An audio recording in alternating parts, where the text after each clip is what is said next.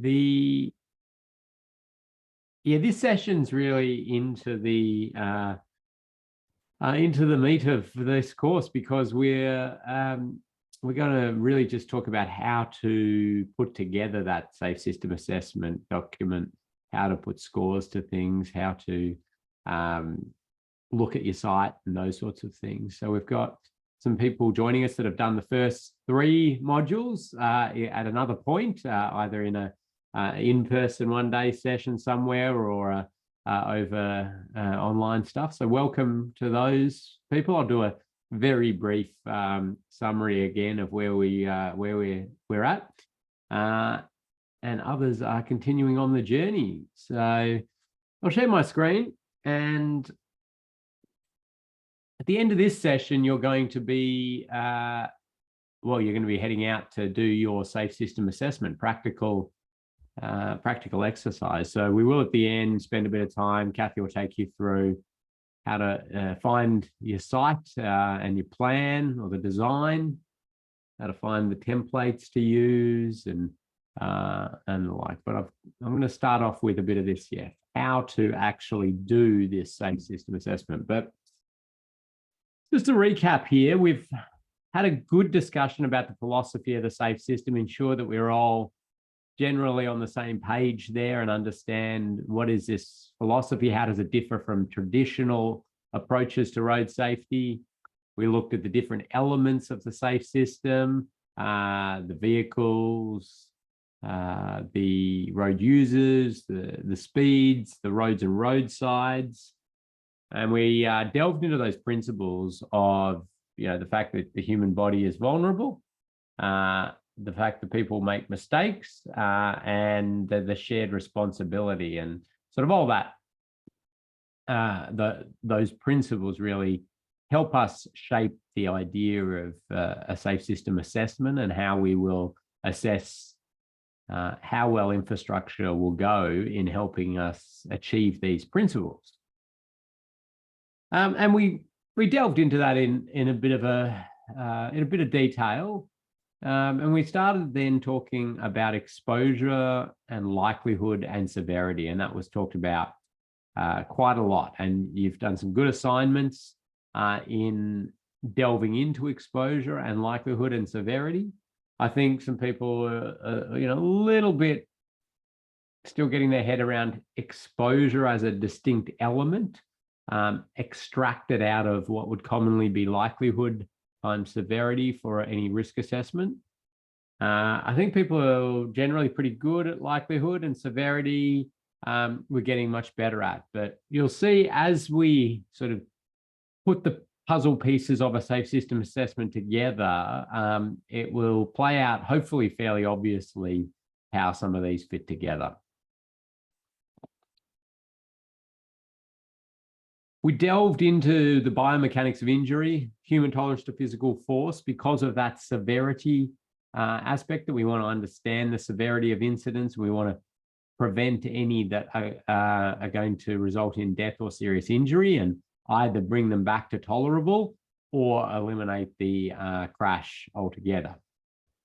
And we looked at this graph and we sort of came up with these 30, 50, 70 points, which were really important because of that exponential kick up afterwards. Things go really bad really quickly after those speeds. So we want to be to the left of that. We talked about these, taking these with a broad brush view. These are, there's lots of elements of people doing further investigation into this, adding other different injury levels and altering bits and pieces and the like. These are a pretty good starting point, but you need to have your own sort of judgment. And we have this sort of thing which I showed you in module 1, and it's certainly something that we expect you will be relying a little bit on when you come to putting a score to the severity outcome of an incident that you are predicting. And we've got scores between 0 and 4 there for different speeds and different crash types. And it's not everything. And of course, there will be some judgment required with all of this, but it's going to be a helpful little guide, hopefully. So that's sort of set the scene. I've done a little recap there. We talked about lots of other bits and pieces. We talked about different things that we could suggest to intersections to mid-block that would get us better alignment with safe system principles. And really, we're now at this stage of just the mechanics of how to do a safe system assessment. We've been building you up to this as well. And you can't really do this without understanding some of those fundamentals. So you're hopefully on that page. So I thought, though, first of all, just find get a bit of a state of play as to where people are at with safe system assessments in their career. And so I've got a little poll here, which has popped up on your screen now. And it's just asking, what has been your involvement with safe system assessments? Nothing, safe system, what now? Heard the term, don't know much more. Had one done on one of my projects, done one, live, breathe, eat safe system assessments. So let's pop that in. Of course, no wrong answers. And we don't mark you on anything in the live sessions, as you know. So you're free to just pop your thoughts in there. That'll help me get an understanding of how to pitch it. Of course, I will start with the basics and we'll build up from there.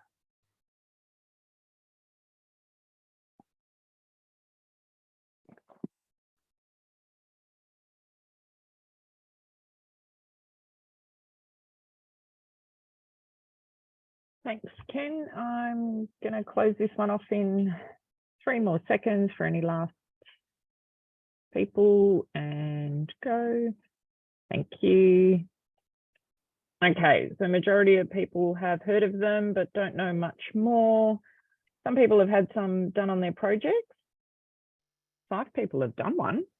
And someone lives, breathes and eats safe system assessments for breakfast. Very good. Okay, well, that's good. And certainly, yeah, a lot more now having had them done on their projects and having done them than even sort of 6 months ago, a year ago. So we're really making a lot of progress with this and getting a lot of traction, and that's good. But I will start with the basics and we'll build up from there. But of course, pop your question into the chat and as we go. But the how to do a safe system assessment is fairly well captured in this safe system assessment framework from Ostrodes. So it's released in late 2016 and people started using it, and then they found some bits that weren't explained in there, or they found scenarios and situations where it didn't quite make as much sense. And so there was local jurisdictional releases of guidelines and clarification points. So I'll be taking you through some of that. But this is a good document. But remember, when the authors of this sort of were putting it together, and I was on the working group, I wasn't one of the authors of it, but I certainly contributed a bit in terms of the discussion around it. I'd been doing a thing called a safe system audit with some colleagues before this, and there's a little bit of stuff happening, but really nobody had sort of gone comprehensively at some sort of methodology. So this was put down and tested out to a degree, but really when it came to actually doing this on lots of projects, a number of little things were identified which could be improved. Some have been improved, and there's still some things that people are working on. But within the idea of a safe system assessment, you have the sort of the purpose, scale, and depth of the assessment, because this is quite scalable, and you can go into quite a lot of depth into an assessment, or it can be a lighter touch assessment. So that's the sort of stuff you need to sort of clarify and define before you jump into it. understanding the project context is always important, and that's going to help us a lot. Well, it's going to help us a little bit in the matrix, but it's going to help us a lot when we come up to any sorts of recommendations or suggested changes to the project. The matrix, exposure, likelihood, and severity, other safe system elements or pillars, and then into some suggested treatments. So I'll take you through that now. And really, this is what I'm about to go through are instructions almost for your assignment as well. So just be thinking about it from that perspective. So the two jurisdictions that have released specific guidance, so they said, the Austroads provides you lots of information, but here's some extra guidance. Here's some things that are, we don't believe works quite well in the Austroads document. And so we've clarified and altered and adjusted. So Victoria and South Australia have done that, and they've released these documents. They're pretty much the same. And in terms of the processes and practices and information. So I'll be talking to the process set down here in the Victorian and South Australian and the Austroads. But if there's any difference, I'll be opting for these because pretty much across Australia and New Zealand, this is the process people are following. Queensland does do some slightly different things and has some different bits and pieces available I can talk to a little bit, but generally the process is just as applicable. It's the same. There are just some optional things that could be used.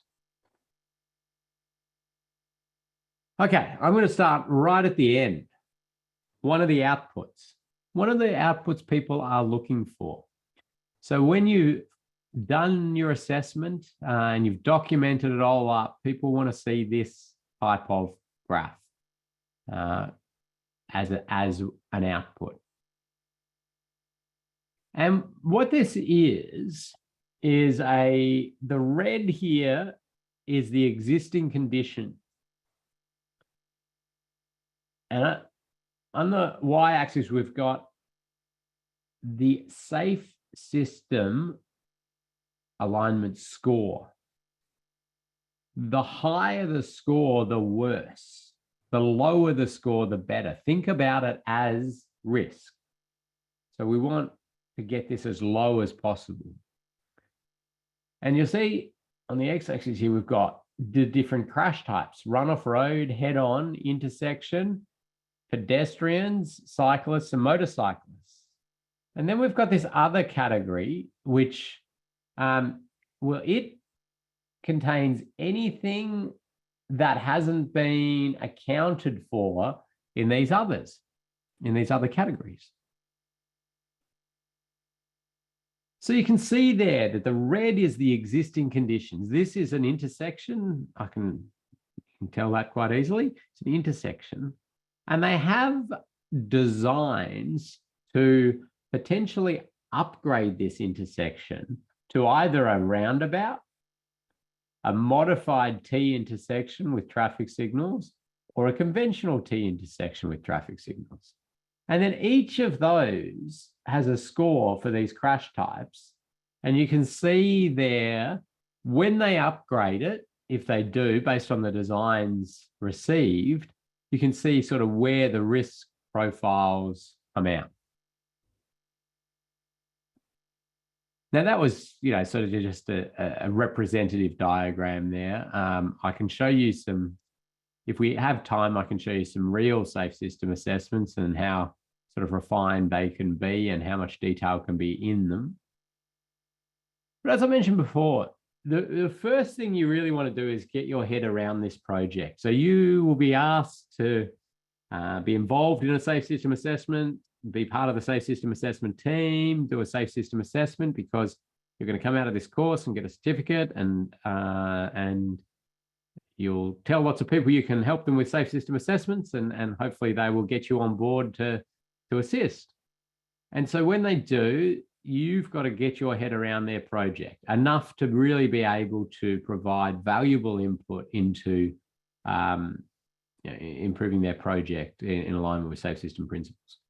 Now, Austroads in the Safe System Assessment Framework provides these prompt questions. There's nothing stopping you asking a whole lot of other questions. These are here to help you just get your head around some of the key important things. The reason for the project, the function of the road, the speed environment, what road users are present, vehicle composition.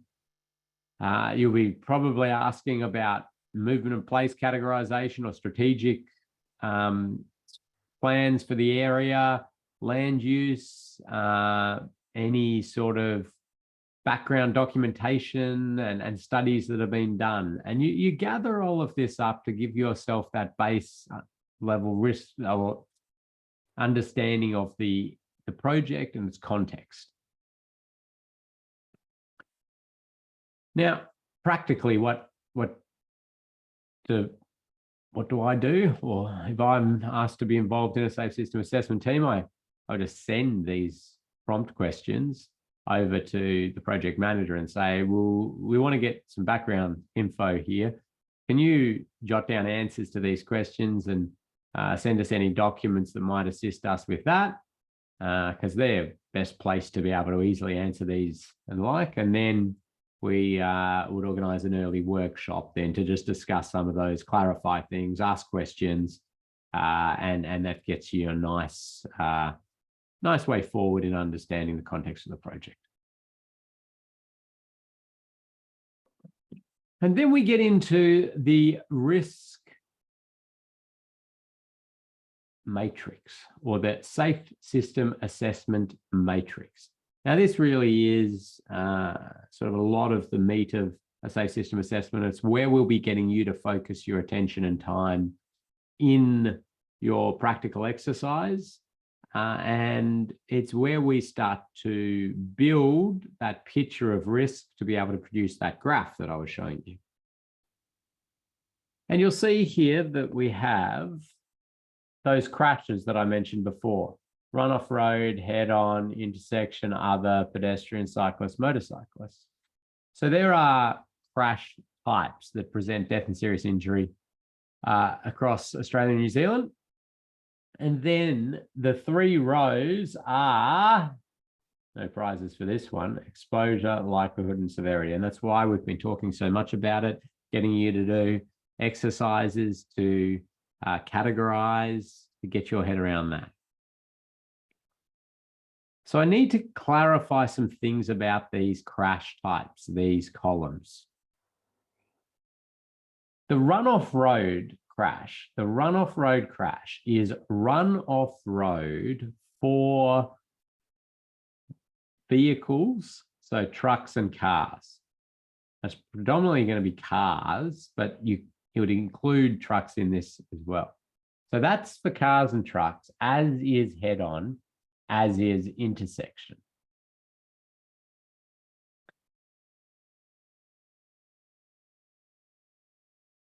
Pedestrian crashes are any crashes that involves the pedestrian being the one that is likely to be killed or seriously injured. Cyclists, same thing. And motorcyclists, same thing.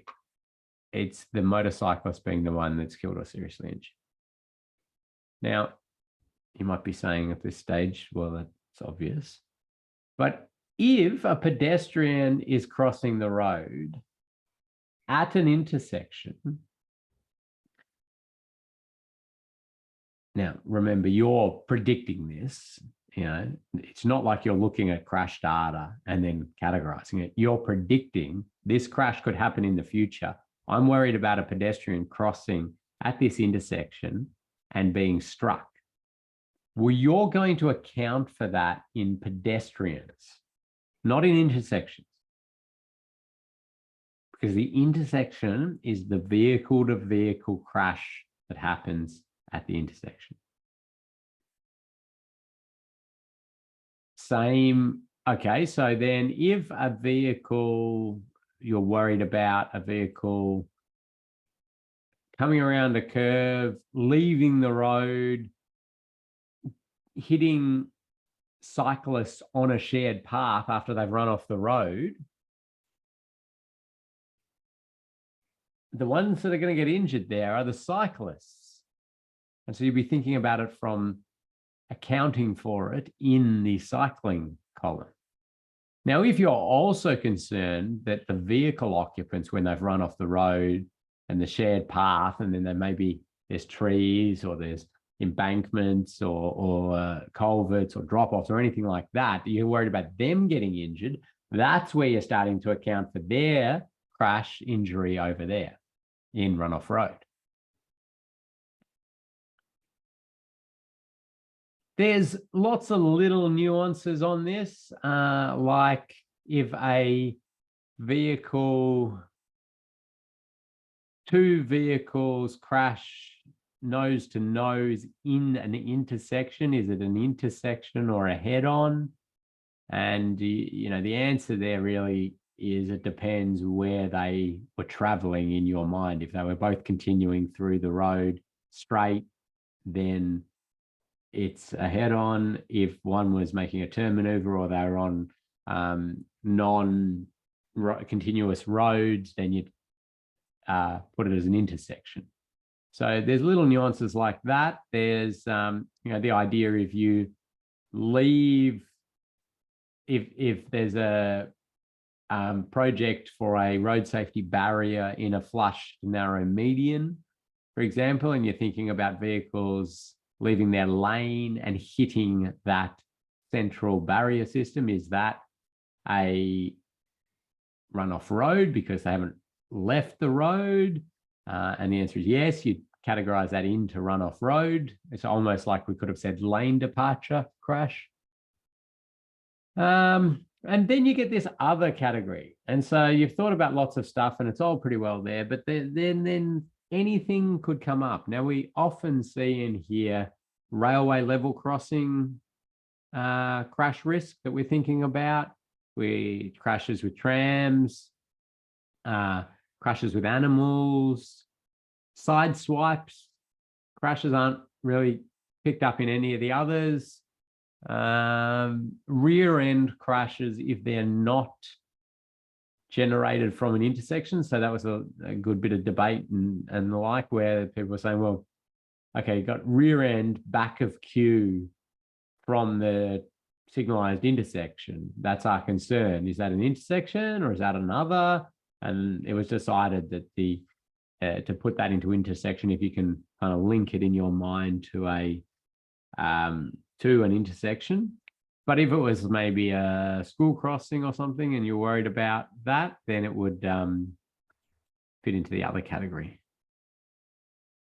So hopefully that makes a bit of sense in terms of those categorizations. I mean, people who use DCA or RUM code charts a bit in terms of looking at crash data and the like, sort of probably fairly comfortable with this because those ways that we code up crashes kind of fit into these categories a lot.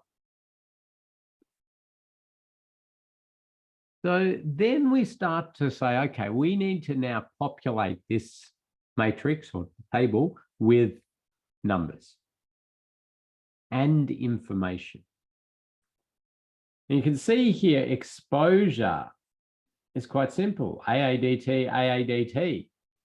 AADT for each approach. AADT being annual average daily traffic, so the volume of vehicles going through an area. So if you had a road and it had, say, 4,000 vehicles a day, and you were asked to assess this length of road, for example, 4,000 vehicles a day.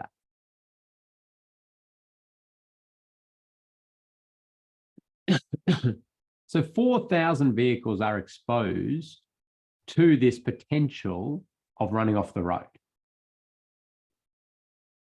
But we don't put 4,000 in because we only have the choice between 0 and 4 as the numbers for us to put in here. So how do we take that 4,000 and convert it to a number? Well, this is where you go to a thing called the Safe Systems scoring reference sheet. And I've reproduced this one. It's straight out of the Austroads guide, the Austroads Safe System Assessment Framework document. And you'll see it's got the numbers. You've got a 2, a 3, a 4. These are what they are. And it's got exposure here. Let's start with that. So let's have a look at what a 4 is. This is our highest score on exposure. Highest score. Vehicles that might be involved in a particular crash type are very high. Or the road is very long, and what I'm going to do is just cross that out.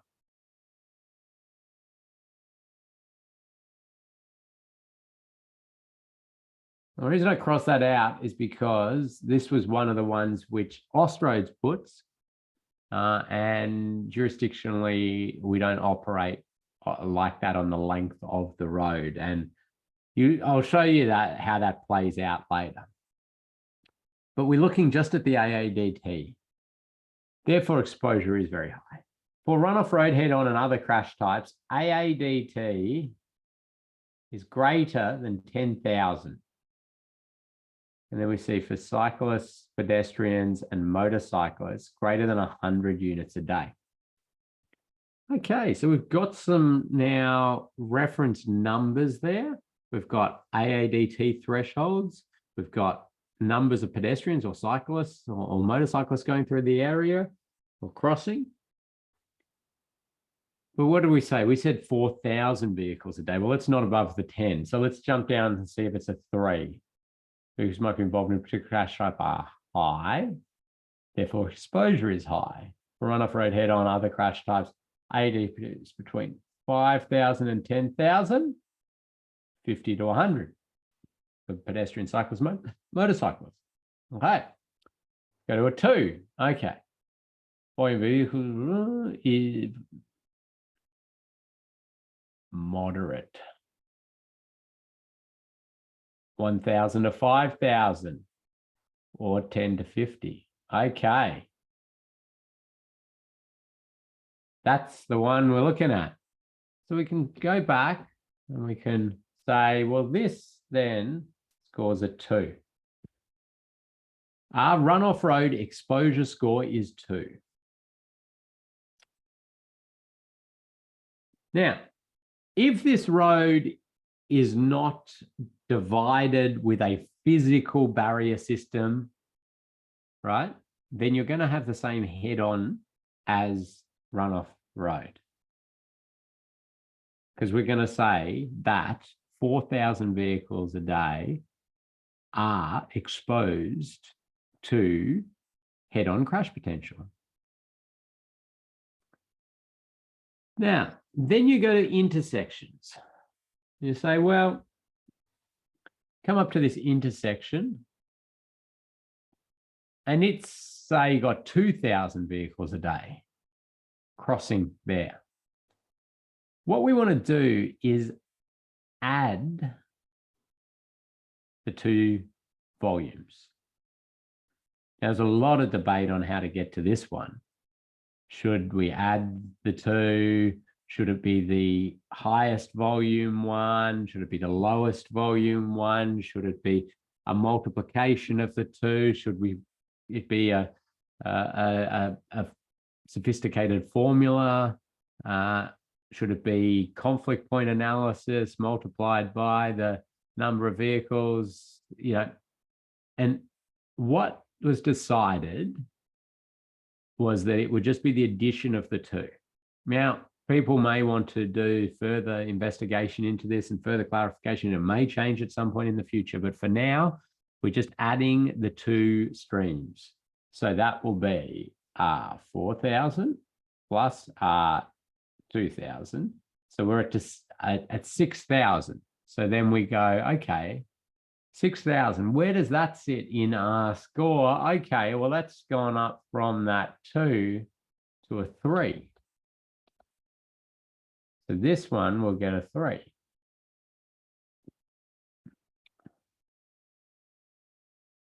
Then we say, okay, what are our pedestrian numbers? And this is pedestrians crossing the road, pedestrians so walking along the road in the area.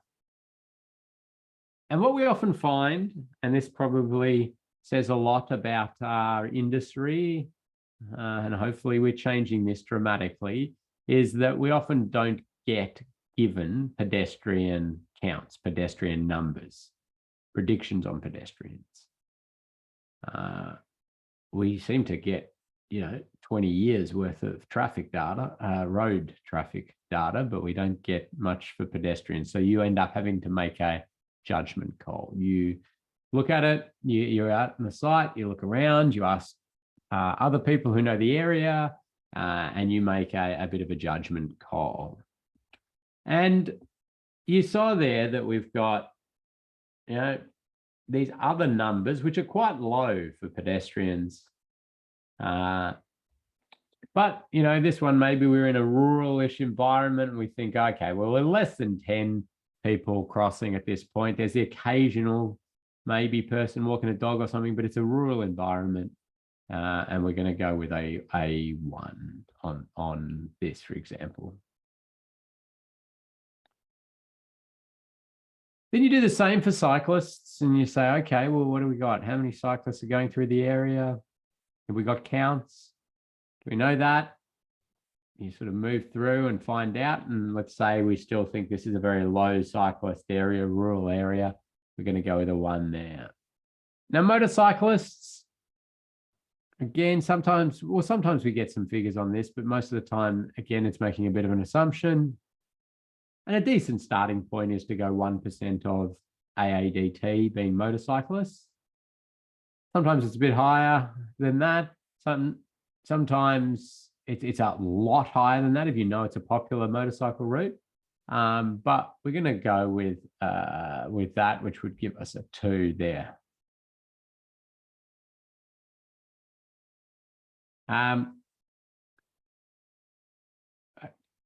It would give us a 2 or a 3. I have to actually go to a 3 just because the reason I've changed that to a 3 is because the motorcycle category has to account for motorcyclists crashing at the mid-block locations, but also the intersections and all the different crash types. So I've taken the 3 to sort of account for the intersection crashes. So then you've done that, and then you go to other, and you say, well, what have I missed here? What have I missed? Sideswipe crashes, okay, I've got a concern with that, and rear end crashes, other crashes. So I'm going to use the AADT there, and so we'll end up with a 2 on that one. And then you can see there we've got our exposure scores. And generally, they shouldn't be hugely subjective. As you get into not being given good data, that's when you're making judgments. So we get a bit of subjectivity there. But if you're given data, it's that simple exercise. Kathy, any questions? Yeah, Ken, you're talking about when you're not given data or counts. Anthony's asking, can you use road hierarchy when you don't have counts?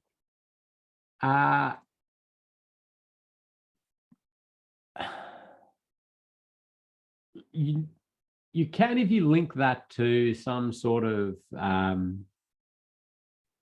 predicted volume of those hierarchies or the like. So it can be a little bit tricky on greenfield sites and the like to do this because you really sometimes don't know, but there's usually sort of traffic prediction models, pedestrian prediction models, cyclist prediction models. That it's a little scarcer.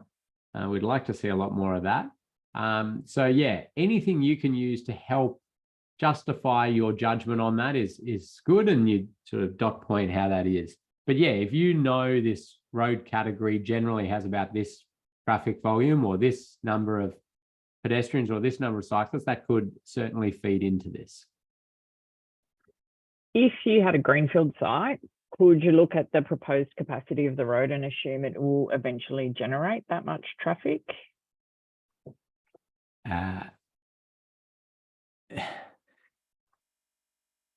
Okay, so that sort of goes into the next a next level question. So in terms of timeframes, what we do is our normal assessment is the existing conditions, so without any upgrades. So let's take a brownfield site to start with. You've got an intersection. Maybe it's got a giveaway sign at the moment. It's passively controlled. And it's going to be upgraded. And they're looking to upgrade it to maybe a set of traffic signals. Okay. So you take the existing traffic volume. Then when they upgrade it, if they give you some traffic modeling, which shows you new data at day one, that is your scoring. You can then do another set of scoring at any future point if you're given that modeling.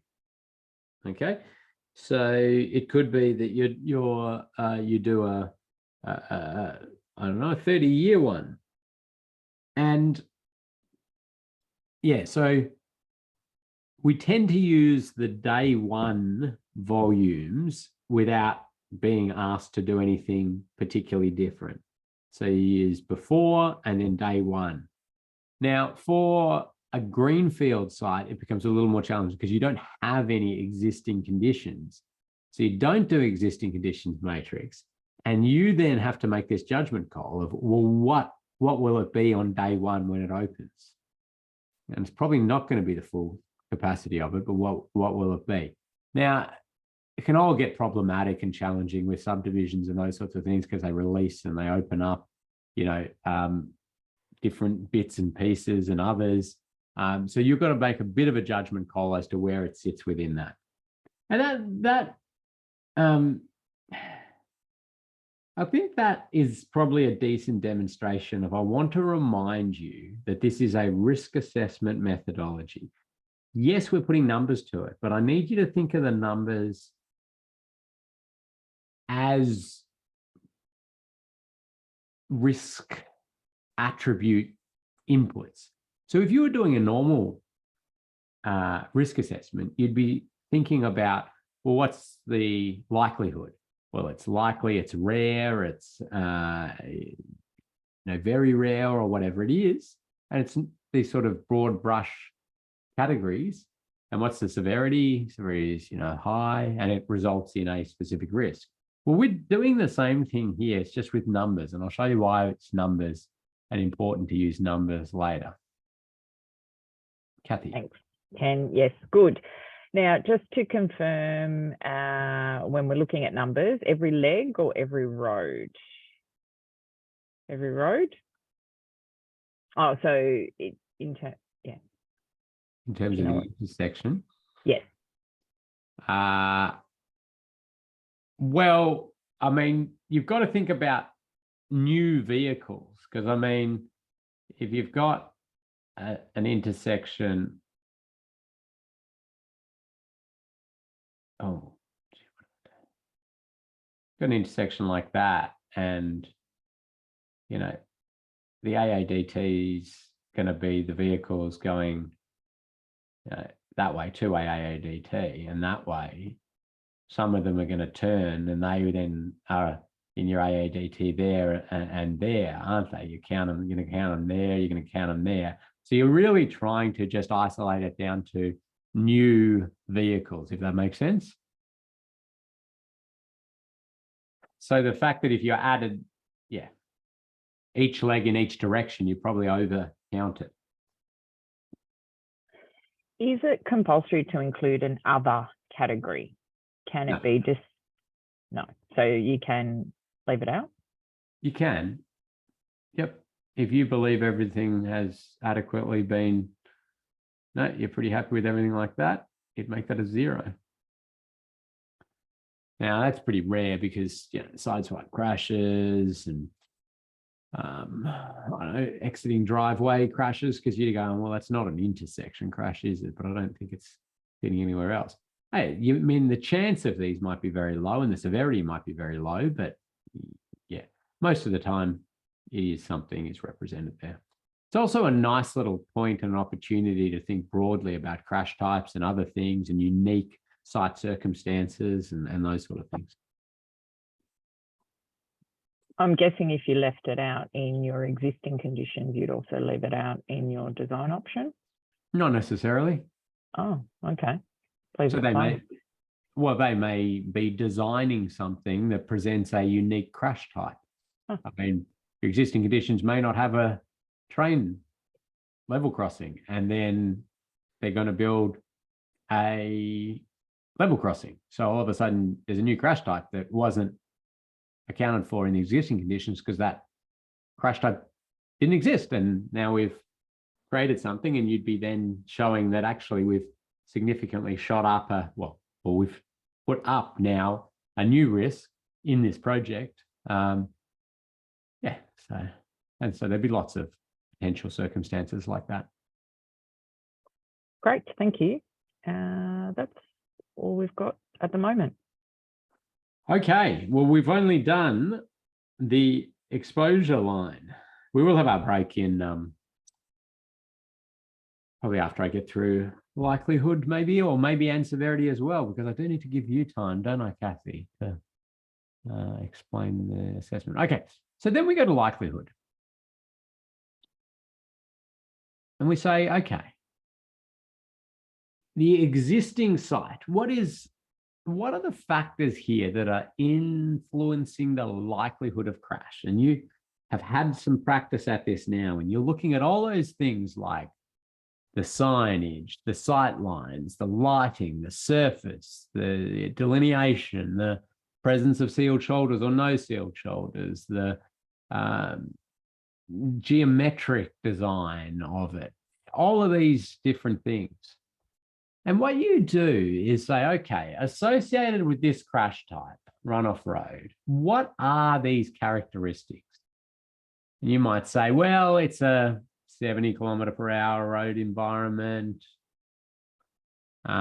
It's straight.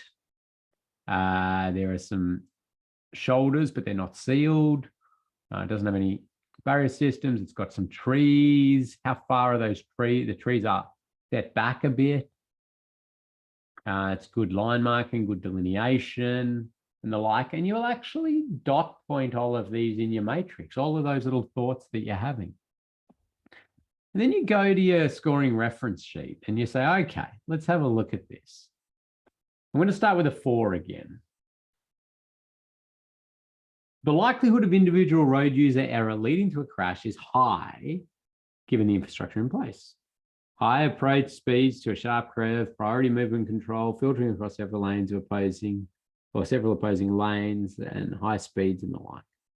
So they've given us a little bit of guidance on this, but not a huge amount. They're sort of saying, you know, you've got some fundamental characteristics of this road that are going to bump up the chance that people will leave the road, or that they'll have a crash in another description. Let's go down and see what a 3 is. It is likely that a given crash type will occur. Well, that does not help us too much, does it? Really, that's a bit lacking of information. Maybe a 2 will help us. It's unlikely that a given crash type will occur. Okay, also it does not help us a huge amount. Highly unlikely. Let's see what a 0 is. And I haven't really been talking about 0 because I tend to talk about zeros later on. There is only minimal chance that a given crash type will occur for an individual road user given the infrastructure in place. Only extreme driver behavior, substantial vehicle failure could lead to a crash. Now, if you remember, you know, this extreme driver behavior, substantial vehicle failure, but we've got to account for all of these people that are making mistakes that are not in this extreme categorization. And so you very, very rarely, almost if ever, put a 0 for likelihood of crash.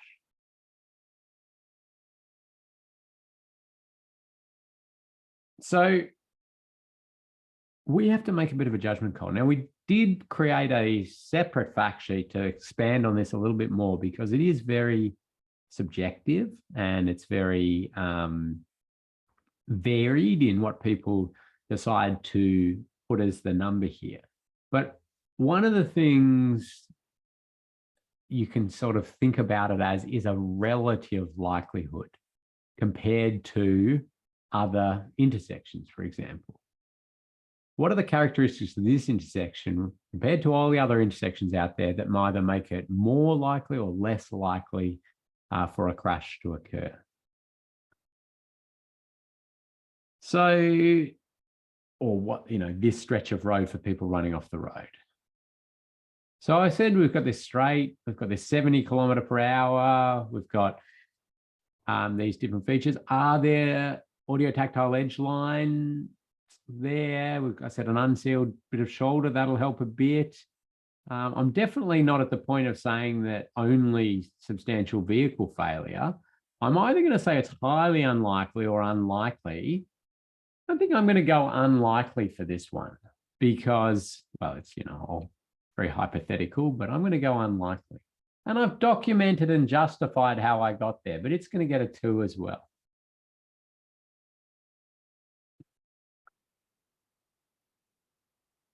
Now, remember, we've already accounted for the volume up here. So we can't recount the chance of a crash based on the number of vehicles that are there. It's for that individual. It's an individual likelihood, if that makes sense. Any questions there? We've got a comment Henry's helpfully put in from the road safety audit likelihood probability, the likelihood description in that. How does that, yeah, he was asking the question, can this help in this situation? Yeah, so no. No, okay. No. So the reason that doesn't help, and I applaud you sort of going to that, because that's what we very much traditionally would have done, is go, well, how many crashes? That is the combination, well, it's closer to the combination of an exposure and likelihood, right? And potentially even severity as well, because, we've got to sort of predict its accordance. So no, don't, yeah. And in fact, crash history is not really what we're going to be looking at either. It's really you just going through this from a first principles likelihood assessment perspective. I hope that makes sense.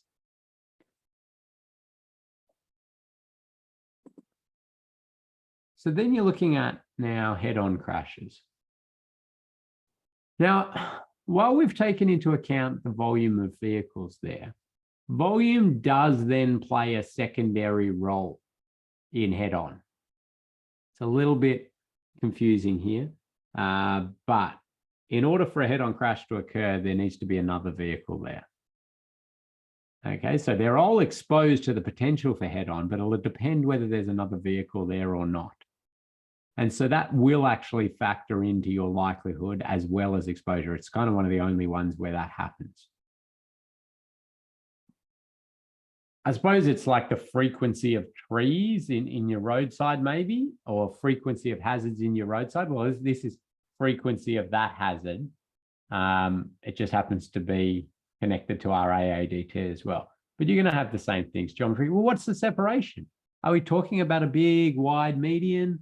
Or are we talking about just a center line? And so, you factor all of this in to play, and you come out with a score. So 4,000 vehicles a day, maybe we've got a wide center line, so that's reduced the chance a bit.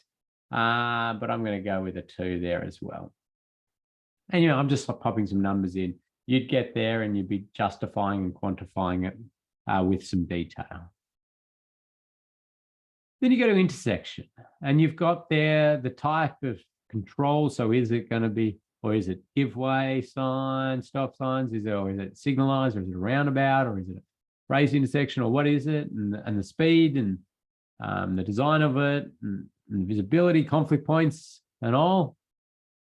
And you go back and you look at these and you say, okay, yep, okay, 70 km/h, it's give way.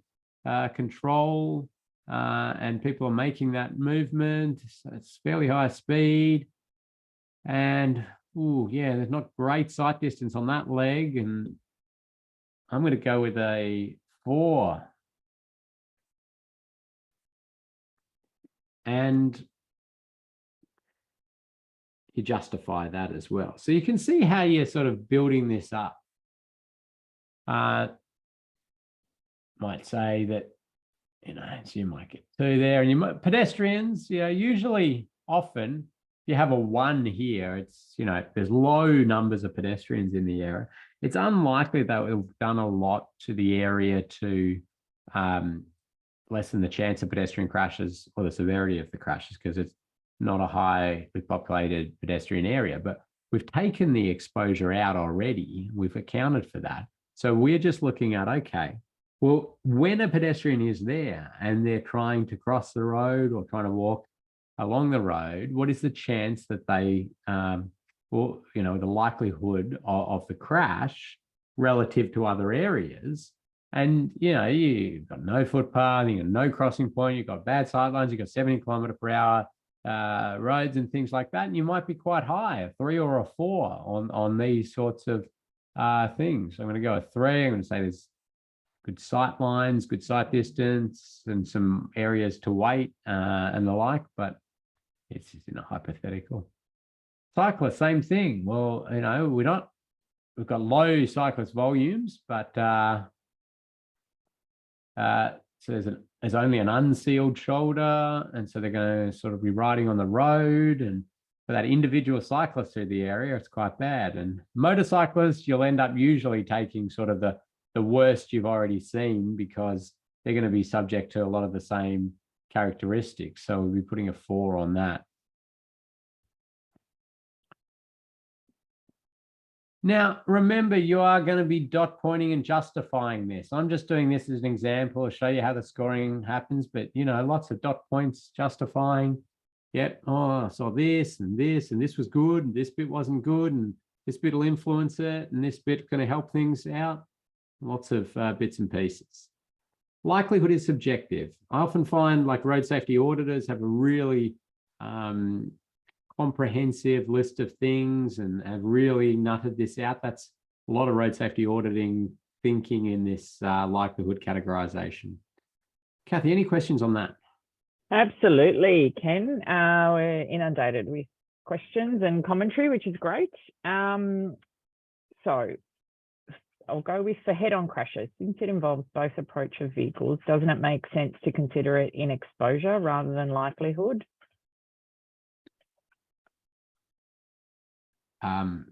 Well, no. Exposure is the amount of people exposed to a crash type, and then likelihood is the chance that that crash will happen, which is requiring another vehicle to be present at the time of departure of your lane. So you kind of do use the number of vehicles twice there. Hope that makes a bit of sense. All right. Well, please comment if you need further clarification. If you're doing a corridor assessment and you have a median barriers like wire rope safety barriers, but high AADT, could your head-on still be O? Or would you still avoid having a 0 on the off chance of a random incident? So it's a good question. Before I would be willing to use a 0 in exposure in that situation, I'd be looking in detail about, well, what are the gaps in this barrier system in this length that we're looking at? What's the width around that barrier system? Is there going to be plenty of deflection space? And what's the percentage of heavy vehicles on the route, knowing that a heavy vehicle will likely, or has the potential to breach a wire rope safety barrier system.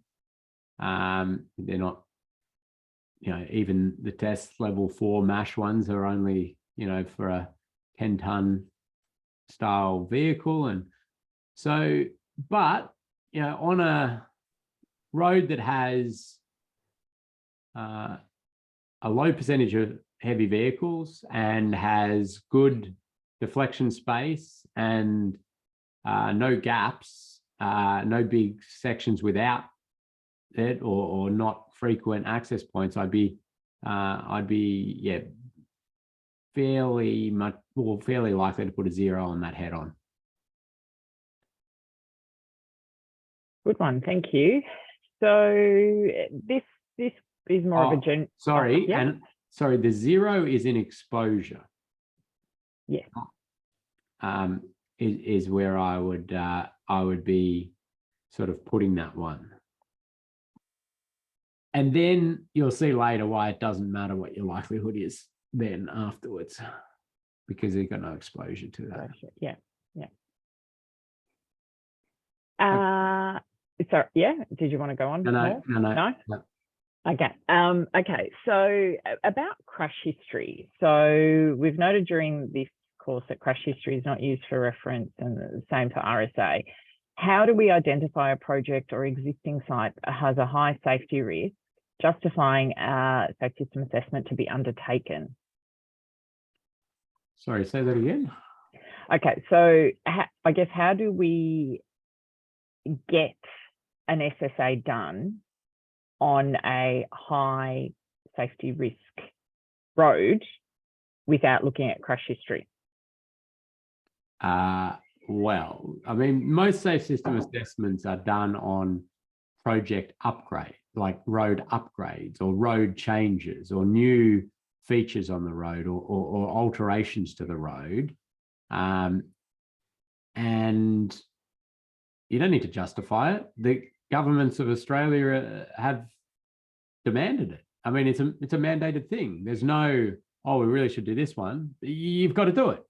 Now, okay, admittedly, if you're a local government, you may not have to, but yeah, you just be saying, well, I don't know, whichever state you're in, say, well, the state government says that this is mandatory, so we're going to do it. Yeah, so that's sort of how I would do it. Thank you. Okay, so in your example here, you've got exposure score is low, so 1 for pedestrians. Why is the score a 3 for likelihood? Yeah, and that's exactly this thing I'm trying to articulate, and maybe I'm not doing the best job of it. We have extracted exposure out from likelihood, and usually they are combined. And that question is somebody who can't quite rip those two apart in their mind, because we've always talked about the likelihood of a crash, which embeds exposure within that. And so we've had to pull those out as distinct elements. So the chance that the crash happens is made up of the number of people exposed to it and the physical characteristics of the environment to make it more likely or less likely to happen. Hopefully that explains it. It's an important one for people to clarify.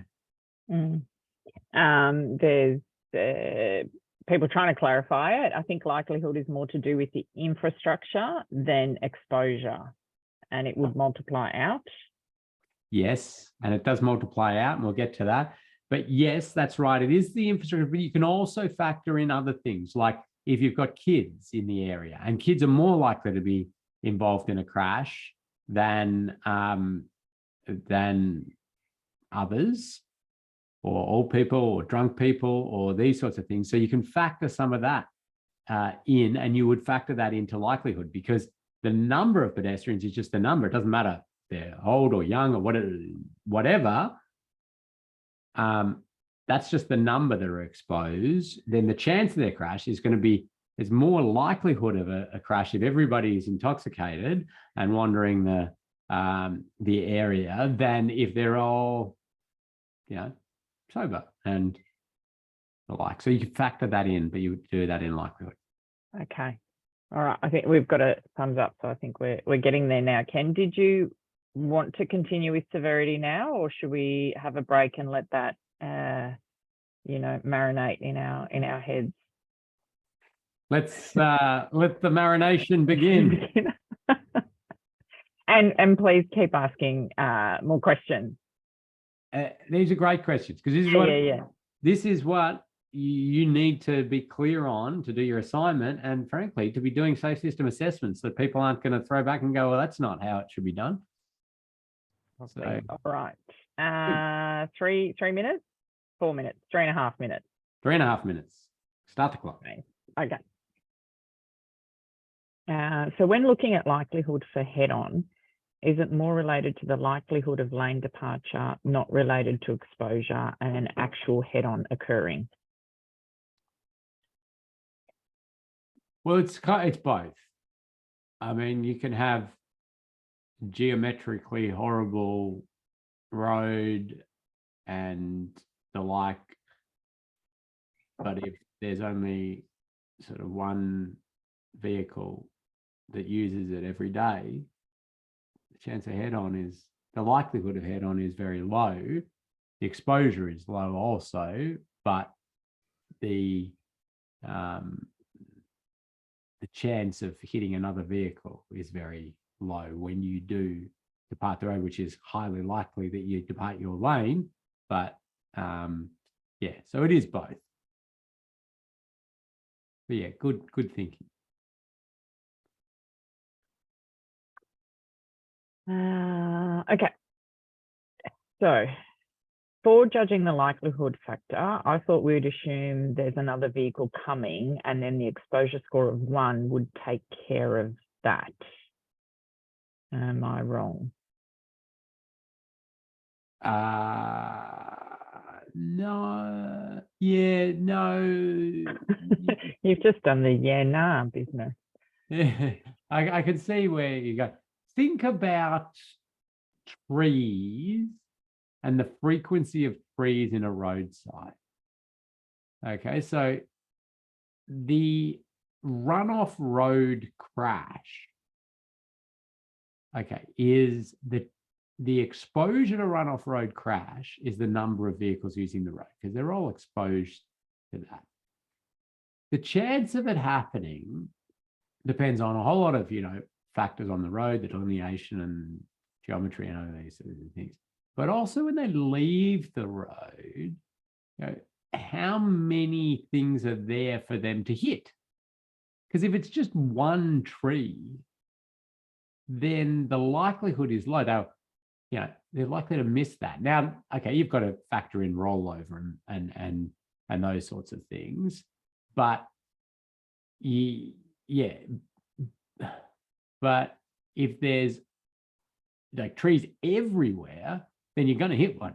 And so we immediately know there's more chance of it being a runoff road rather than a recovery and carry on. So hopefully that clarifies it. We'll get into how bad these all are shortly. Yep, I think we're good. Okay. Great. So let's go now on to severity. And I think you got the process kind of down pat now, because we say, here are the factors that make the severity of this crash worse or better. So when people leave the road and they crash, so they're not going to recover. So either they're rolling over or they're hitting a roadside hazard, a culvert, a tree, a power pole. How bad is it going to be? And we take sort of some of the higher end severity of all this, because there could certainly be lots of incidences on this road in the future where people sort of leave the road and they hit the brakes and they yaw a bit and they don't hit anything, but they just lightly roll onto their side and everybody's shaken up and concerned, but there's no injuries whatsoever. But we're thinking about the higher end ones, the ones where they do hit the tree or power pole or the like. So again, you're dot pointing a lot of these things down. You'll notice speed occurs in every one of them. Speed's going to be just very, very important in this. Roadside features, have we got barrier systems? Are they flexible barriers? Are they rigid barriers? Have they got end terminals? Have they got we've got energy absorbing cushions or the like. Are we going to, okay, maybe there aren't barrier systems, but are there all the trees bushes, or are we got solid trees? And you're thinking about these sorts of things. And then you're going to your scoring reference sheet, and then we use, well, let's have a look at what a 1 is, for example. Should a crash occur, it is highly unlikely that it will result in a fatality or serious injury to any road user involved. Kinetic energies are fairly low during the crash, or the majority are effectively dissipated before reaching the road user. So that means, a high energy crash into a barrier, so high speed and the mass of the vehicle, so lots of energy there, but it's dissipated over time, not very quickly into the road user. The 0 on this one is, should a crash occur, there's a minimal chance of resulting in fatality or serious injury for any road user. Kinetic energy transfer during event are low enough not to cause a fatal or serious injury, but excessive energies are effectively redirected or dissipated for users. So users may refer to safe system critical impact speeds for different crash types while considering impact angles and the roadside hazards and the like. And by users, they mean us, people using this scoring system. So, and then it sort of goes up from there. But as we said, we tried to make this somewhat easier for people. And we've tried to use this as a little bit of a way to guide you as well with some more precision. And so we were there thinking about, okay, we've got a vehicle, sort of car, leaving the road and hitting a tree or a power pole or the like. And we were somewhere sort of in this 70 km/h range. So we're starting to think, oh, this is 4, it's got a little bit of red left in it, but this is going to be pretty bad. So we can dot point a bit of this out, and maybe, you'll put a 4 there. And then you say head on. Okay, well, head on. Sorry, don't count that as an extra wally, by the way. Head on.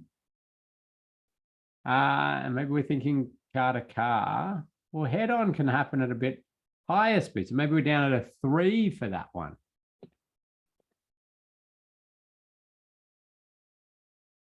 Intersection. Well, what's our intersection? It's going to be a 4 because got right angles and vehicles, and we know about 50 km/h. We may be thinking still about side swipes, and we actually decide, well, actually, no, this can be down at a 1 or a 2 because those side swipes, we can take a lot of energy. They're bouncing off to a degree.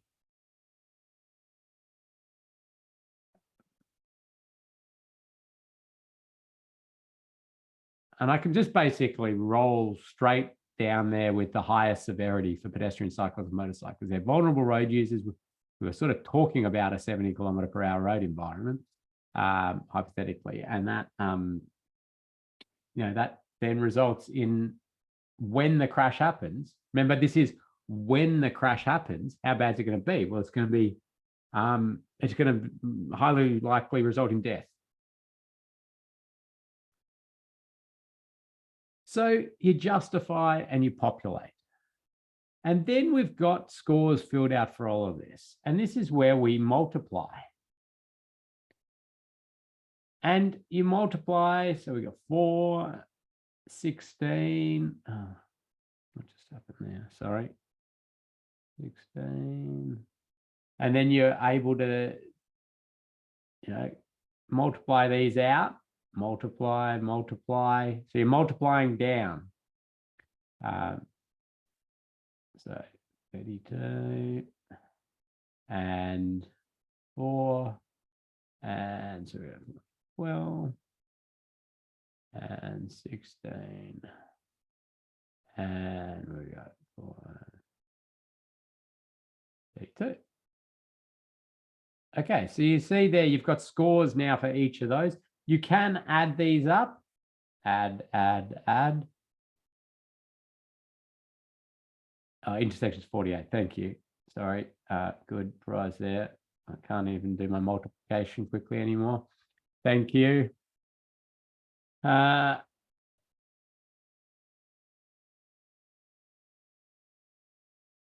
So you can see there that intersection is popping out in this one at our highest.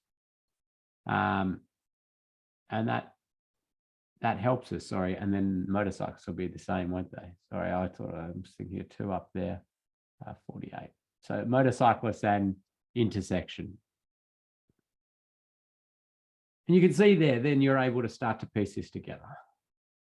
Okay. So here's an intersection, give way control. So you're going to look at it. You're going to look at this existing conditions. You're going to look at all those things. Okay, it's got delineation, guideposts, it's got a separated footpath. Looks like it's got some lighting. It's got, you know, decent sight distances, and they're planning a roundabout there. Or they're planning maybe a set of traffic signals on a modified T. Or they're planning a T intersection. And this is what you've been given potentially to safe system assess. And they want to know, well, which one has the highest alignment with safe system principles? And for all these designs, which can we, you know, what can we change to make them even better? And so you would go through then and document it. Now, again, this one's still a sort of abbreviated hybrid one to fit on one PowerPoint slide here. But you start with the existing conditions, and you pop in there, you know, your existing scores. Then you go to likelihood and you say, okay, what factors increase the chance of a runoff road crash? Okay, there's a bend and there's this, there's no sealed shoulders. What factors decrease? Okay, there's this and that, there's an edge line, there's street lighting. And then you put a score there. Now, I've gone with 2.5 there to remember to talk about using decimal places. And it is discouraged, but you can do it if you really need to. You can only go to a half. Can't be any more precise than that.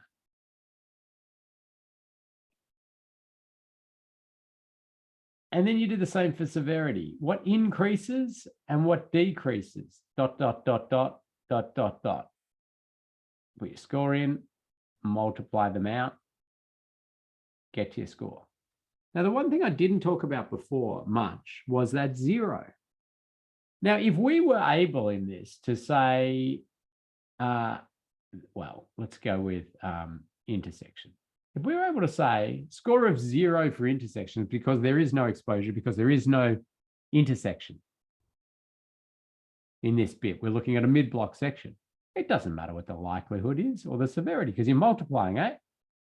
But that makes sense. There's no intersection. Why would there be intersection risk?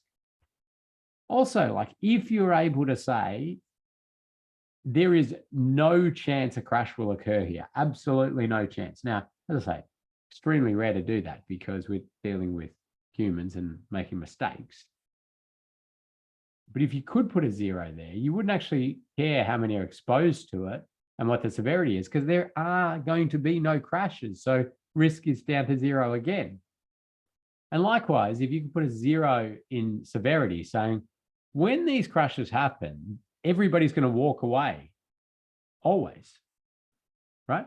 Then you don't actually care how many are exposed to the crash and what the likelihood is, because everybody's going to walk away, and that meets our safe system objectives.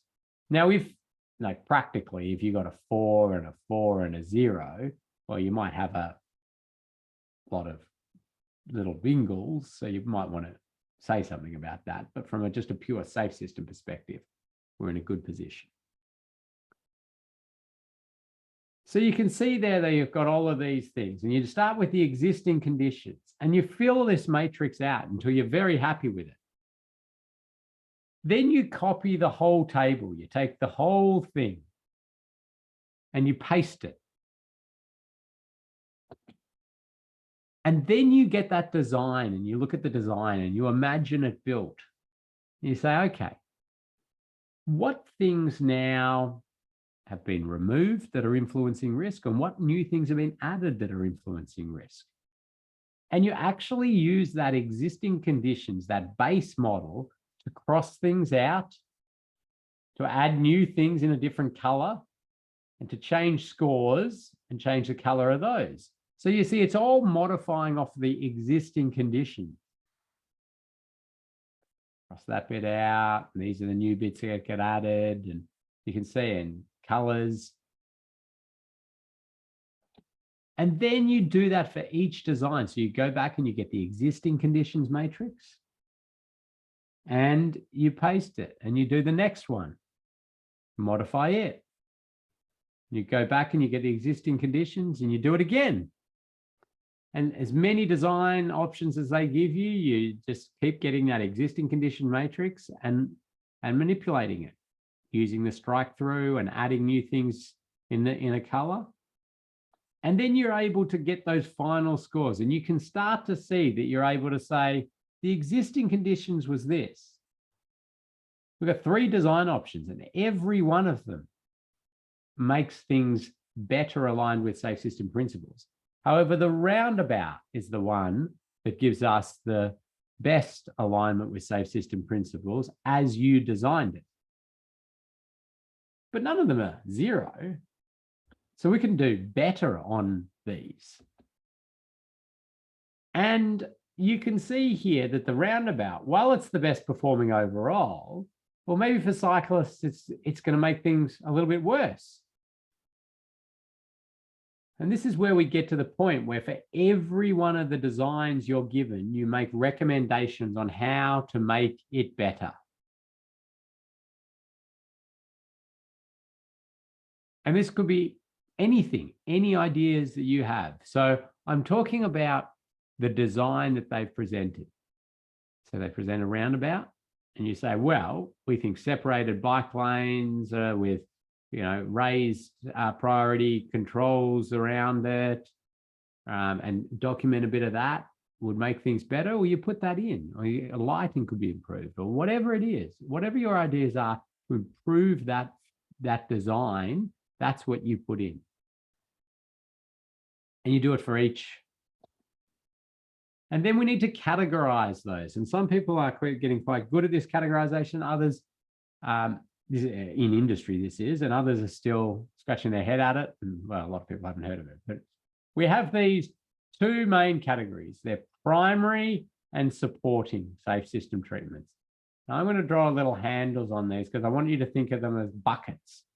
They're buckets of treatments. They've got lots of treatments in that bucket that we would define as primary. And you're going to pick out as many as you want to add. We've got lots of things that are supporting. Now, primary treatments are planning and design management considerations that virtually eliminate the potential for fatal and serious injury occurring associated with the foreseeable crash type. Supporting are things that are going to improve the overall level of safety associated with foreseeable crash, not expected to virtually eliminate the potential for that to occur. And it doesn't change the ability for a primary treatment to be implemented in the future. So really, these primary category ones are going to have to get those vehicles, the vehicle energy transfer down some way or another.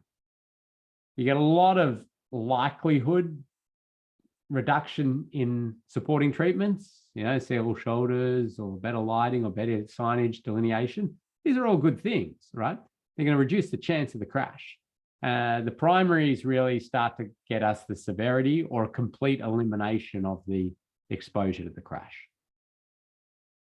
Now, Kathy will show you a little bit in the Austroad Safe System Assessment Framework where they list treatments and they help you by showing you that. They don't cover everything, but you get some feel for that. Ken, can we jump in with some questions, please? Yep.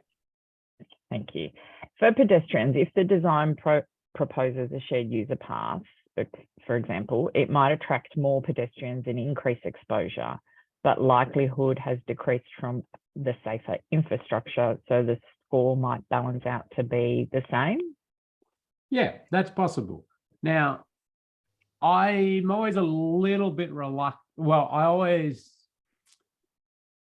try to get somebody to make that call on amount of pedestrians or cyclists that has good sort of predictive modeling for different road users. For me to just go, oh yeah, I reckon that's going to be 100 cyclists a day, I'm just completely guessing at it. So try to get somebody to do that if you're going to be using predictive like analysis like that. And for exposure, would a road closure be an option to get a 0?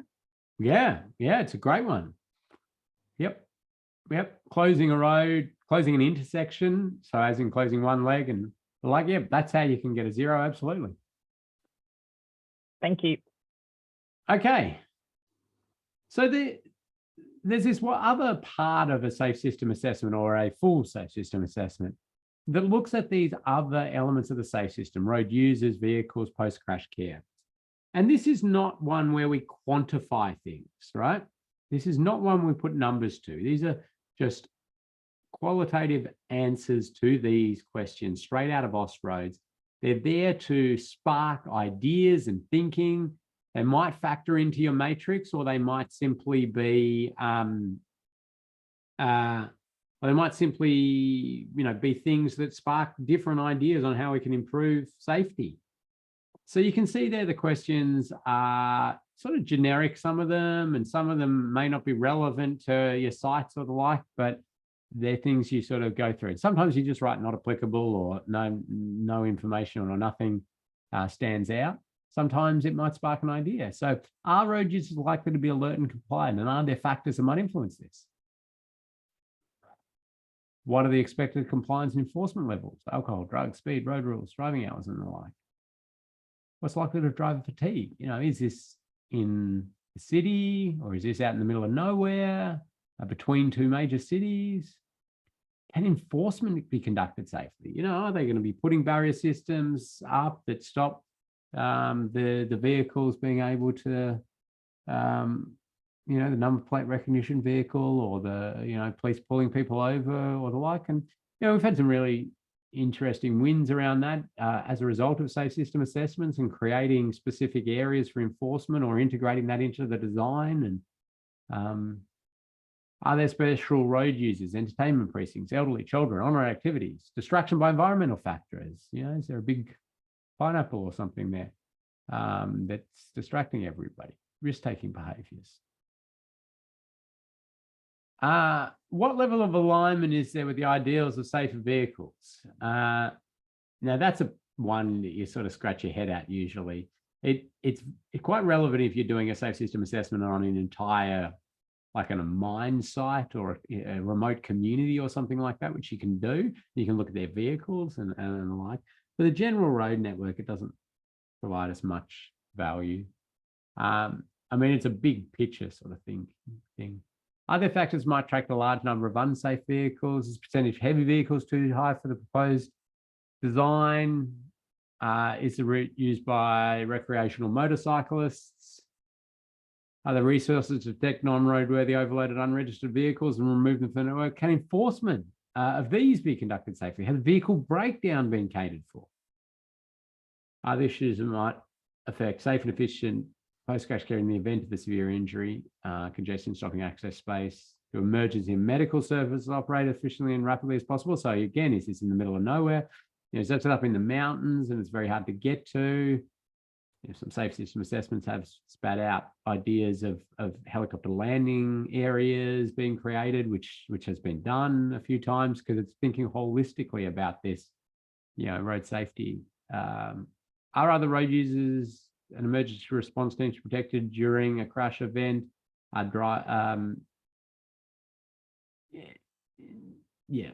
drivers provided correct information via to address travel speeds if there is an incident? Is there reliable information by radio or variable message signs and things? And is there provision for safety systems based on modern information communication. Again, a bit of a whole of community or mine site style one, or maybe like a new tunnel or something. You can get into some of the technologies and the like, or a new motorway and these sort of things, but often it's sort of not so much. Ken, is this where maintenance? Where would that go? Yeah, you kind of can cover maintenance in, can enforcement and maintenance be conducted safely? Is really where people are sort of factoring that in as well. Yeah, you don't need to stop at these prompt questions. They're just trying to, again, prompt thinking. So maintenance is, generally put in there. Yeah. And also in a project, in a safety and design workshop. That will come out. So the age of locally registered vehicles and those sort of characteristics can also be in there? You can do that. I mean, it's getting beyond what's usually done in a safe system assessment of an infrastructure upgrade. But certainly if you were doing I keep saying mine site, because that's a kind of contained one where the fleet, what the fleet's going to be, and you can look at the age of the fleet and the safety features and what they're using, what controls are in place and the like. Okay. Oh, good. So then it's all documented up, and I've, listed what should be in a document, but luckily now there's lots of sort of government issued templates. So you don't need to sort of create it following these ones. You just grab one of the templates and you put your own logo on it and color it in your branding or whatever you want to do. And that's what we're going to get you to do with, not the branding and the coloring. We're just going to get you to use one of the existing government templates. And we've sort of just highlighted things we want you to change. And the reason we've done that is to try to streamline and make it most efficient use of your time, to just prove to us that the fundamentals of how to put this together. So Kathy will show you it live shortly, but anything highlighted yellow, you're going to be needing to change and write stuff in. Now, we are going to send you out to a site. Okay, it's going to be close to your home or your office or whichever address you gave us. And we need you to be safe out there.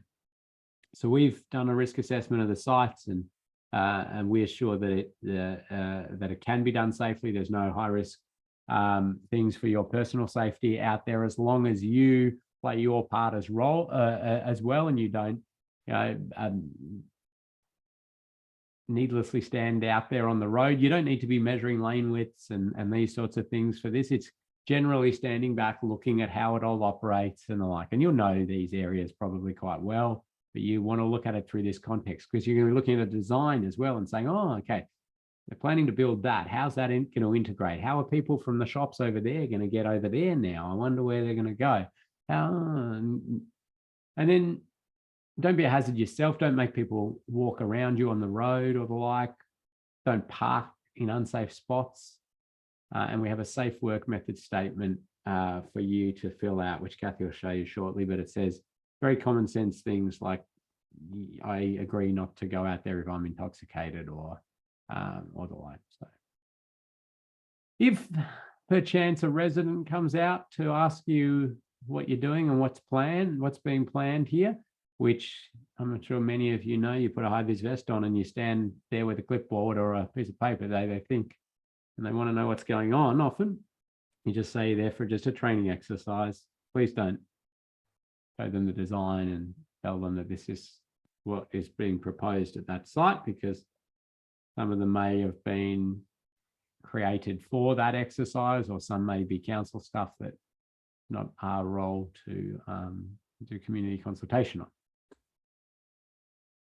But if you do, then just give them Ken's number and he can take the calls. Okay, can maintenance be captured for assets such as wire rope systems in terms of responsiveness, etc., i.e. guardrail or wire rope is usually in place to protect a hazard, and if struck, it will no longer be protecting that hazard until it's repaired. In Southwest Victoria, we see sections that are damaged for months before reinstated. Yeah, it's getting a little bit beyond the purpose and scope of a safe system assessment. I mean, that's a, you know, that's a, you know, maintenance budget allocation programming whole thing. So I don't think you can sort of predict based on a road design plan that's going to have a barrier system of all of that future stuff. It's just a bit of a long bow to draw for the purpose of the safe system assessment.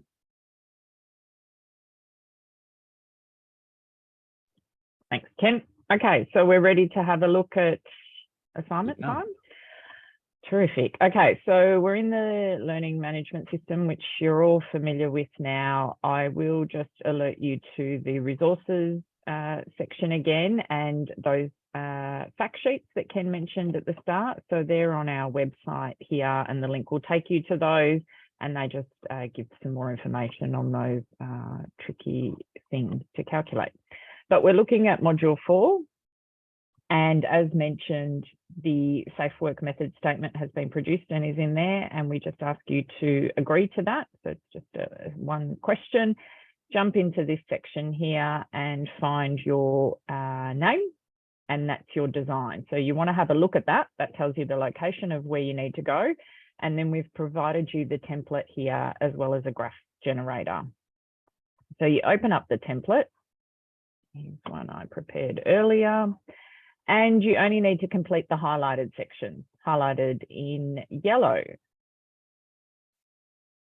Anything that's crossed out, you just leave it out. Table of contents and so on. So the first thing you need to do is pop your name in there. Now, if you do have a site which has multiple people in there, it just means that there's somebody close by to you. You can do it in pairs or in groups if you know the other person or you'd like to get in touch with them. And if you do decide to do that, you can write the report together and pop both people's names in it here. Both of you submit it, and then we know that you have completed it together. So we don't need to do the prompts for this particular exercise. So you just give a short couple of sentence summary on the proposed works, and you tell us what the speed limit is, and also include a snip of the design you are assessing. So this is an example of what one looks like, and we've provided you traffic volumes as well. As Ken mentioned, some will be real and some will be ones that we have designed for the purposes of the training exercise. So that's the first bit you do. You go out and you do your existing condition site visit, and then you'll fill in this section here, but towards the end once you've done your matrix. At the end, you'll also complete your graph to give your scores for existing conditions and design option, and you replace this graph with your own. And we've provided you with a very simple graph generator. If you're not sure how to generate a graph, very easy. You can just pop your numbers in here and hey presto, there's your graph. Okay, fun time. So here's your first matrix. And what you do is you insert what you're doing here. So your option is existing conditions for this first one. And you fill in all of your comments and scores for the existing conditions. So you've been given your traffic counts, and you pop those in there and you tell us what score it is. Then you make comments on what increases the likelihood and factors that decrease the likelihood, and so on for each one. You score that one as well. And then you include information about the severity. You multiply down and you add across, and that will give you your existing condition score. Over the page, we've just popped in an example one, just so you can see if you're on the right track or not, and that sort of thing. So here's just an example one. You can delete this out once you're done. So see, the example shows we've filled in the existing conditions and then we have our score there. So we haven't done our design just yet. So once that's done, we copy our existing conditions and we paste that table in, and then we start to make changes based on the design that we've given you in your assignment. So you tell us what the design option is trying to do. And then you've copied your existing conditions. Then what you start to do is you make changes to it. So where something has changed because of the design. So if something no longer applies, you cross it out. If there's something new that applies, you add it in a different color. If the score changes, you pop your design score in, and if it changes, you put it in a different color. So it's nice and easy to see what has changed. Multiply down, add across, and you get your design score. Piece of cake, huh? Okay. Then you can go and make your graph, pop your scores in up the front. Ken mentioned, oh, getting a thumbs up. Great, at least one thumbs up. All right. He talked about, then you can make some suggestions or recommendations here about what else could be done to further align it with safe system principles. And you've got primary treatments and supporting treatments. So you can pop in here anything else that you would ask the project team to consider, basically. And I'll take you to that section in the Austroads guide framework to show you that. Last thing you've got to do is replace Ken with yourself. Pop in a selfie of you at the site wearing your high-vis vest, giving us a smile to make sure that you really did get out there. And that's the end. I'll take you shortly to the, do we have any questions? Questions? No, we've got rounds of applause. Oh, too easy. All righty. So you get plenty of attempts. So remember, this is a learning exercise. You don't have to get it right first go, and generally that's not the way things work when you're learning. So you get many attempts, and you can also get in touch with us if you'd like to have a one-on-one session, if you've got any questions, anything at all. It is due in 14 days and 5 hours. So the idea is you spend the next week or so having a look at your site, going out doing your site visit, maybe writing up your existing conditions, and this will spark some questions, and you can come back to us next session, which is next Thursday, and that'll be our last session together. And so you can bring any questions along to that. We've allowed some time for that. Once you're done, you PDF and you submit it here. And I'll just take you to the, so in the resources, reference documents and resources is this fabulous Safe System Assessment Framework. Looks like this, around about page 14, page 15 is where your primary and supporting treatments are. As Ken mentioned, these are just examples or a starting point, basically. So you've got your primary ones here for each different type. So you've got runoff road here, and this green section is primary, and it tells you what it influences as well. The second lot, the yellow and the slightly orange, you can bundle those together as supporting treatments. And again, it tells you what it influences, if it's exposure, likelihood, or severity, and so on, gives you some examples. So it's a really good starting point if you're looking for ideas. Ken, you're yawning. You must be bored. How we going? How we traveling? There is a quiz too. Sorry about that. There is a quiz for this session, but you're a smart bunch, this group. Any other questions or comments or anything about what you need to do for the assignment?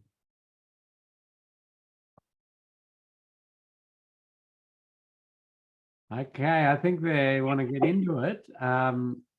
So we will leave you now a bit of time to do the quiz, to wrap up this one, to download all of those documents, to start having a look at the site and start to get your head around that. And as Kathy mentioned there, get in contact if you want a one-on-one catch up to discuss anything. Remember that, well, I might just briefly talk about some of the common things people lose marks on. Yeah, good. So the first one is that they just don't put enough detail into the matrix. It's very much, a couple of words and then a score. Okay, no, we need a bit of detail thinking, dot points in there. To show that you genuinely thought about lots of stuff around this site. Second one is that people don't get the idea that you're making recommendations on their designs, that they make that somehow they do something else, like use that last section to categorize what was in the design or these sorts of things. No, this is you making suggestions for improvements to their designs and then categorizing anything that you've suggested. That's one that people do lose some marks on. They're two big ones. Incorrect categorization between primary and supporting. So I suggest you look at that Ostrodes document and start getting your head around it. Doesn't have everything, but you should get a good feel for that. People's, again, is that exposure, is that likelihood, is that severity? They're the big ones. Thanks, Ken. I was just thinking of another one that it says left me, but we have some questions that have come through. You've made people think. Okay, I assume things like non-compliant roundabout marking in the proposal is part of the assessment. Multiple exits with unclear lane allocations does not meet the manual of uniform traffic control devices. Well, we don't care whether it meets or doesn't meet standards or guidelines. It's irrelevant to what we're doing because we're just thinking about what will create potential death or serious injury. And if you believe that their line marking or whatever it is going to contribute to increase the likelihood of crashes, or you'd put that and factor it into your likelihood. But don't worry about what any standards or guidelines say. Think about whether you believe this will either increase or decrease the likelihood or the severity or the exposure to crashes. So in the recommendations part, can we suggest they raise their crosswalks at a signal installation, but not that they cancel the signals and just signalize the legs of an existing roundabout? Have I read that right, Phil? You can suggest whatever you think would be better. And it's not that they have to do anything. So you want to take their signalized intersection and suggest they do raised platforms on that. Yep. You want to suggest that they, Can you suggest a total redesign? Yep. You can. Yep. Yeah, Okay. absolutely. Yeah, you can do that. And so you've got a good bit of freedom. Now and that may be relevant for some of these designs that you want a full redesign. In a lot of circumstances, I was going to say you can do safe system assessments at stages where they're very open to these complete redesign ideas and different changes and optioneering and the like. So good question. And just the last question about if you do it in groups, yes, you just write up the one report, but please both of you submit it with both people's names on there. So once you're done, you PDF it and you add your submission. And then when we go to marking it, we'll, mark yours and your partners, if that makes sense. Yeah. Okay. I think, okay, we got another thumbs up. Great. All right. I think we'll leave everybody to it so that they can get on to how much local knowledge can we add? Well, as much as you want, as long as that you are, directing it to influencing exposure, likelihood, and or severity. So it can be very advantageous if you know different things happen there, or people actually use it this way, and the like. So yeah, it can be very helpful. I think you've mentioned a few times now that there's an elderly population with elderly vehicles. So I reckon that's where you're going with that, Hugh. Good. All right. Thanks very much, Ken. Thanks, everyone. We'll catch you the same time next week. Bye. Bye.